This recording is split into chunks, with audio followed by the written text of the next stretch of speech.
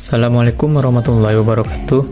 Kembali lagi dengan saya Gusti dengan NIM 2211091010, nomor absen 3 kelas 1C dari program studi D4 Tril jurusan Teknik Elektro. Nah, pada kesempatan kali ini dalam rangka tugas instalasi listrik 2 pertemuan 11, saya akan membahas mengenai jenis-jenis penyambungan motor. Nah, namun pada kali ini saya hanya akan membahas salah satu dari jenis pengontrol motor, yaitu direct online atau DOL. Nah, untuk lebih jelasnya silakan simak video berikut ini. Sebelum kita mengetahui apa itu DOL, kita harus ketahui dulu pada saat motor listrik melakukan start awal, motor tersebut membutuhkan sebuah arus yang sangat tinggi yang bisa disebut dengan inrush current. Untuk mengurangi lonjakan arus yang tinggi tersebut, maka diperlukanlah sebuah rangkaian kontrol motor. Nah, salah satu rangkaian kontrol itu yaitu direct online atau yang biasa disingkat dengan DOL. Jadi dapat kita simpulkan bahwa direct online starter atau yang biasa disebut dengan DOL merupakan rangkaian kontrol motor yang berfungsi mengalirkan sebuah arus listrik kepada motor listrik atau Elmot agar motor listrik tersebut bisa berputar untuk menggerakkan suatu mesin.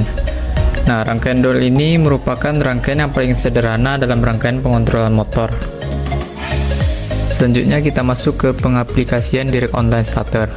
Nah, rangkaian DOL ini biasa diaplikasikan dalam dunia industri seperti pabrik, yang mana kebanyakan DOL ini digunakan pada motor yang dayanya tidak terlalu besar, yaitu di bawah 10 kW. Jika daya mesin atau motor yang digunakan di atas 10 kW, maka kita bisa menggunakan rangkaian pengontrolan lain seperti start delta starter dan lain sebagainya. Nah, berikut contoh motor yang diaplikasikan dengan pengontrolan DOL. Selanjutnya kita masuk ke prinsip kerja DOL atau direct online starter. Secara umum, rangkaian DOL bekerja dengan memberikan tegangan 380 volt AC pada sebuah motor secara langsung melalui sebuah rangkaian yang mempunyai pengaman short circuit dan overload untuk mengamankan motor tersebut. Nah, untuk mengetahui lebih detailnya bisa kita lihat pada diagram berikut ini. Nah, di sini terdiri dari dua rangkaian. Yang pertama yaitu rangkaian kontrol dan yang kedua yaitu rangkaian daya. Kita jelaskan mulai dari rangkaian kontrol terlebih dahulu. Pertama, kita mulai dari mengaktifkan MCB 3 fasa, maka arus akan mengalir ke rangkaian kontrol dan rangkaian daya. Nah, saat MCB 1 fasa ini diaktifkan, arus akan mengalir melalui tor dan masuk melalui tombol push button off. Nah, ketika tombol on ini ditekan, maka arus ini akan lanjut mengalir sesaat ke koil kontaktor. Nah, sehingga anak kontak yang sebelumnya NO akan berubah menjadi NC. Nah, di sini kita lihat anak kontak K1 ini yaitu 13 dan 14 ini akan menutup, sehingga arus ini akan lanjut mengalir ke K1 ini dan akan terus menyuplai arus ke kontaktor, sehingga kontaktor akan terus hidup dan lampu indikator hijau ini akan hidup juga yang menandakan motor hidup. Nah, kita lanjut ke rangkaian dayanya. Saat kita menekan tombol on tadi, maka kontaktor ini akan aktif.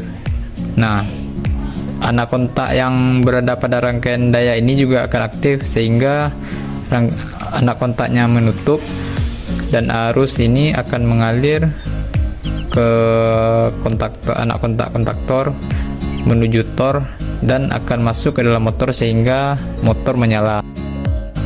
Saat misalnya terjadi beban lebih pada motor, maka beban lebih tersebut akan menimbulkan panas. Suhu panas yang berlebihan tersebut akan dideteksi oleh tor, sehingga tor ini akan memutus arus yang mengalir ke kontaktor, dan kontak yang menghubungkan arus ke motor ini juga akan terputus, sehingga motor akan mati atau trip secara otomatis.